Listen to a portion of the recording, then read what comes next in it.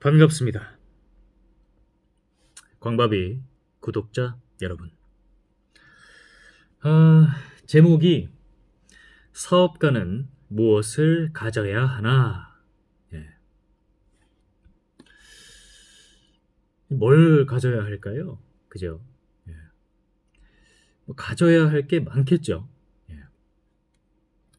자, 이 이야기를 하기 전에 기준을 먼저 정해야 됩니다.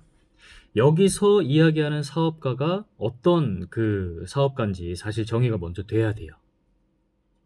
그래서 큰 기업을 운영하는 그죠 사업가도 있을 거고 이제 막 사업을 시작한 사업가도 있을 거 아니에요. 예. 어, 여기서 정의하는 그 사업가는 뭐냐면 음, 어, 이 투자 라운드로 얘기를 하면은 이 엔젤 라운드부터 프리 A 라운드까지입니다. 음, 그래서 이 프리 A 라운드를 제가 쉽게 설명을 드리면 데스밸리라고 생각하시면 됩니다. 그래서 회사가 일을 시작을 하고 한 1년에서 한 3년 사이의 기간을 뜻합니다.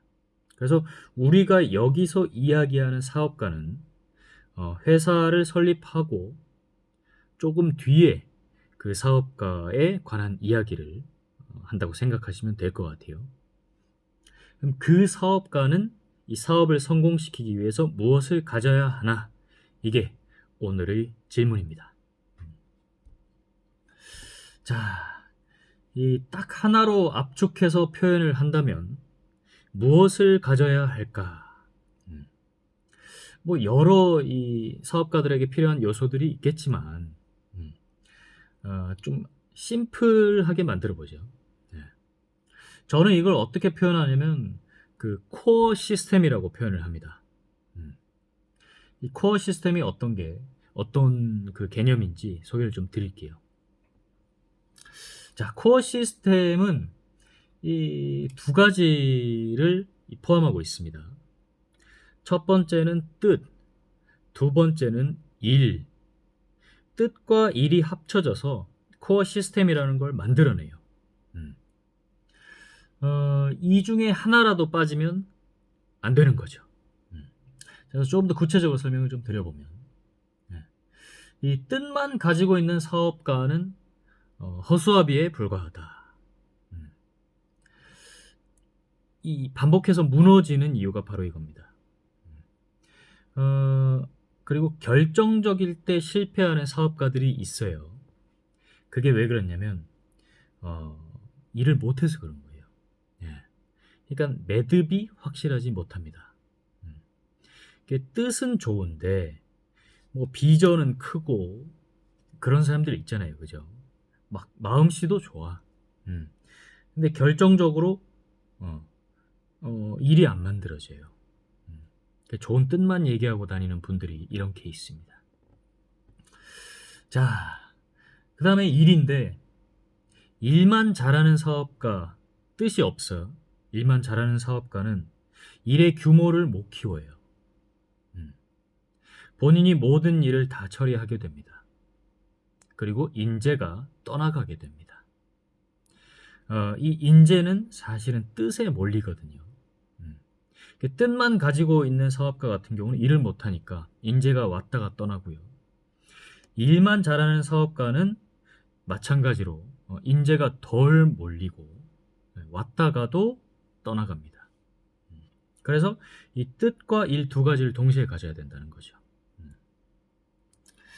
자, 그다음 그러면 이제 그 뜻과 일이라고 이 두 가지가 그 개념을 포함한 이 코어 시스템이라는 게 뭔지 조금 더 구체적으로 설명을 해보면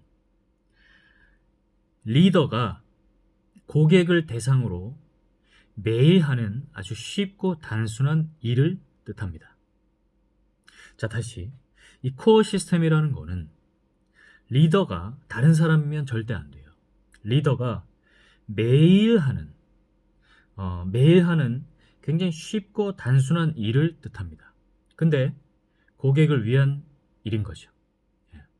이 코어 시스템은 어려운 일이 아니에요. 많은 일도 아니고 아주 간단한 일입니다. 다만 고객을 향해야 돼요. 이 고객을 향한다는 게 이 뜻이거든요. 방향성을 지칭합니다. 이게 매일 하는 거는 이 일을 뜻하고요. 자, 그래서 이 고객을 대상으로 하는 매일 하는 쉽고 단순한 일이 뭐냐? 제가 같이 엑셀러레이팅을 하고 있는 해적 사업으로 소개를 드릴까 합니다. 예를 이 해적의 이 리더인 공 선생님은 매일 아침에 이 회원들에게 아침 메시지를 보내요. 이게 코어 시스템입니다. 복잡하지 않아요. 그냥 이게 끝이에요. 자, 매일 아침 회원들을 위해서 아침 메시지를 작성하고 그거를 회원들에게 발송을 합니다. 그게 코어 시스템입니다. 자, 코어 시스템은 그러면 어떤 역할을 이 비즈니스를 키워내는 데 있어서 아까 라운드 얘기했죠. 그 데스밸리 이전부터 사업이 설립되고 조금 지나서부터 그 데스밸리를 넘기고 매출이 쭉 이제 올라가는 그 단계에서의 코어 시스템이 어떤 역할을 하냐. 이 코어 시스템은 쉽고 단순한 일이라고 했잖아요. 그죠? 이 코어 시스템은 일을 시스템화 시킨 상태로 확장을 시킵니다. 네. 굉장히 쉽고 단순한 이 코어 시스템 하나의 일에서 파생되는 이 결과물들이 있어요. 자, 그 결과물에는 힘이 존재합니다. 그래서 이 한 예로 주식회사가 이 인재를 끌어들이는 방법 중에 하나가 이 스톡 옵션이잖아요. 그죠? 근데 스톡 옵션이라는 건 사실은 미래에 대한 가치를 제공하는 거예요. 지금 현재는 이건 쓸모가 없습니다. 근데 왜 이 일 잘하는 이 인재가 이 리더가 이 제공하는 그 스톡 옵션에 매료가 되냐 하면 이 그 주식회사의 스톡 옵션은 일종의 결과물이 되고 그 결과물에는 힘이 존재한다는 거죠. 자, 그 자산이라는 게 있잖아요. 그죠? 자산. 제가 얘기한 게 명확한 방향성을 갖고 쭉 가요. 그리고 그 가는 도중에 있는 자산들을 계속 축적시키면 부를 쌓을 수 있다고 했습니다. 이 자산 역시 결과물인 거예요. 이 자산에는 결국 힘이 존재하게 된다는 거죠.